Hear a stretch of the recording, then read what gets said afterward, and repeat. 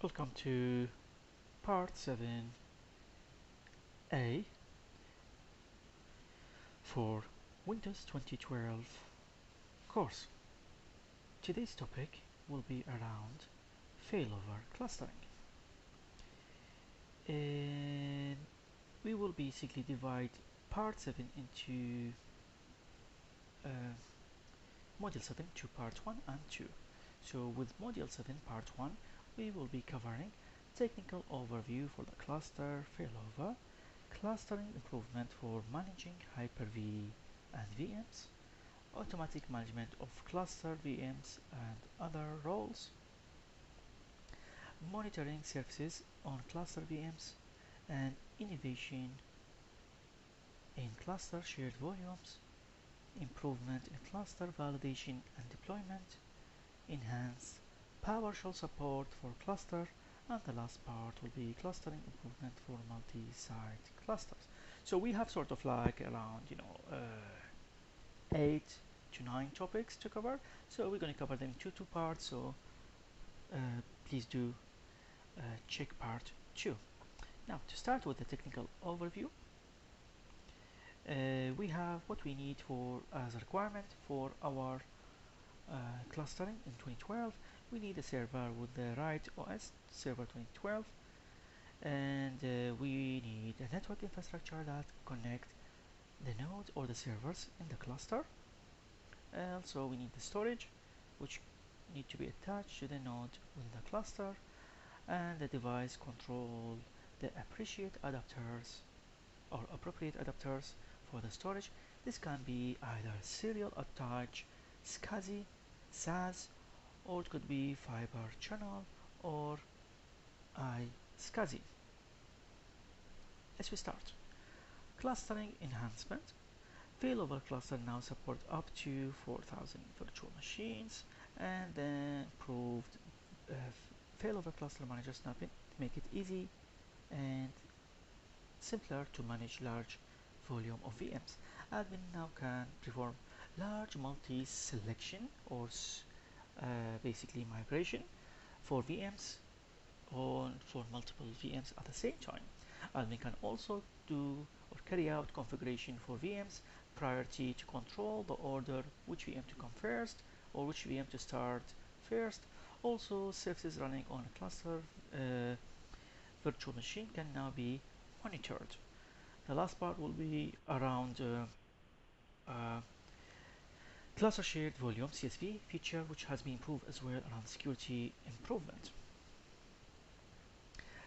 Clustering improvement for managing Hyper-V and VMs. There are like new features and which we will be basically highlighting.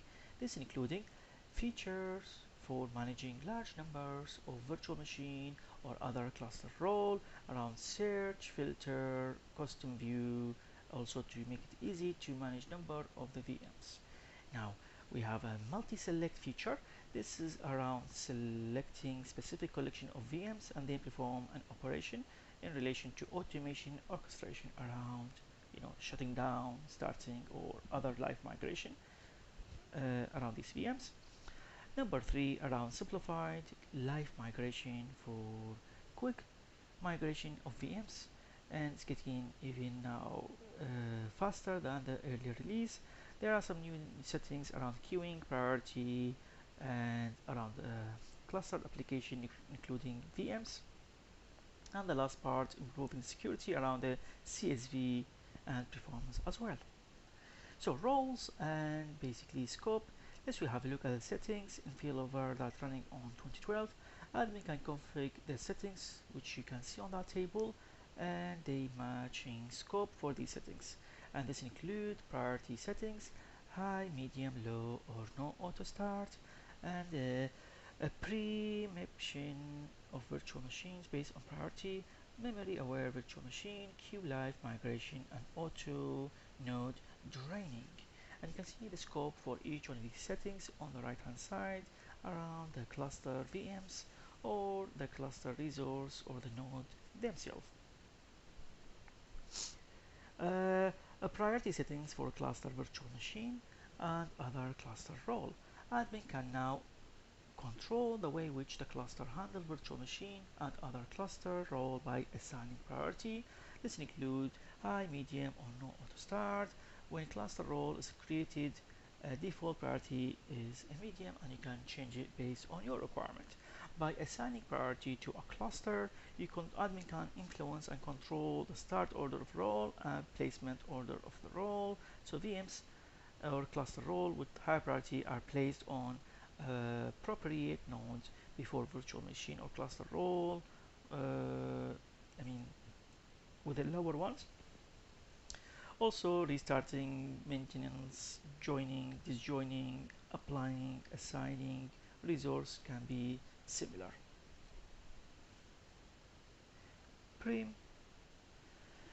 Preemption of virtual machine in larger scale deployment of cluster that can include many as 63 nodes, 100 or even thousands of VMs can be configured in a cluster. If a network or a node fail occur, a node must be taken offline and issue need to be addressed to reduce the impact on performance, and you can bring it back. And that was basically the historical approach. In 2012, admin can configure cluster with the priority, which means no need to repeat what we used to do within the earlier release. Resource can basically allocate it based on the priority specified. Higher will get more, lower will get less. In higher priority virtual machine, they cannot find necessary resource like memory, then the cluster service will basically getting taken offline, and low priority virtual machine will get less assignment or less resource until we free up the resource automatically and reassign to the higher priority, which means sort of managing, controlling in more richer way. Any VM that are preempted are later restarted in priority preference, and that help to ensure higher priority machines can successfully obtain the right resource or memory they need. NUMI memory aware virtual machine placement. Failover cluster can support large scale deployment of VMs in large clusters, and that will help around placing the cluster node which can be successfully host them. This includes placing VMs in appropriately on a physical server that have multiple processors and non-uniform memory access, or NUMA. In Windows 28, OS could obtain information around the NUMA configuration, and it could optimize the allocation of the memory. In 2012, Hyper-V extended support for the virtual machines and the auto-tuning as well. With this feature, a failover cluster can place VMs appropriately after evaluating the basically configuration for the NUMA for the non-given node, a workload already running on it, and the resource availability before even choosing the node, and basically managing the resource allocation. The increased NUMA capability in 2012 reduced the number of failover attempts before VMs successfully getting restarted, therefore increasing the uptime for the VM itself. Another improvement around queuing live migration for virtual machine. In 2012, Hyper-V support multiple concurrent live migration of VMs. Failover clustering extended support by letting admin to queue the live migration for virtual machines and prioritize, the VMs as required. The cluster initiate as many live migration as possible, and the queue will remain basically carrying out the migration order. If necessary, the cluster will basically retry the queue until the migration complete. Queuing live migration is integrated with the NUMA memory-aware virtual machine placement, which means utilization of resource will be allocated based on the priority. In Failover Cluster Manager, you can view detail and status of the ongoing migration or live migration. Another part or another improvement around automation for node draining. Before putting a node into a maintenance mode and making necessary changes on the node, cluster service application, also which called cluster roles, that are running on node must be moved to another node to start servicing and distributing. In 28, this process was manual. In 2012, this is automated and which help around large deployment.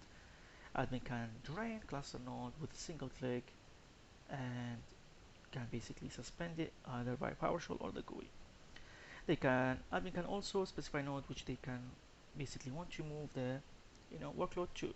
In addition, admin can use related feature in 2012 cluster aware updating or CAU to apply software update for the node. As a part of the process draining, the failover cluster tried to live migrate or quickly migrate the VMs and queue for the NUMA related placement logical VMs according to the cluster nodes. The last part is around monitoring the service on cluster VMs. For HA service running on cluster VMs, the state of these services in many cases need to be monitored and the state of the cluster as well themselves. In 2012, admin can configure monitoring the services based again on requirement and the VMs running on 2012 Hyper-V as well. If the service being monitored fails, then the cluster VMs may be require restarting or moving to another node depending on the service and the priority and how critical is the node hosting critical apps. This increases the uptime of the service. This is what we have today for part 1 of module 7, and I shall see you on part 2 of module 7 to complete the rest of the cluster improvement.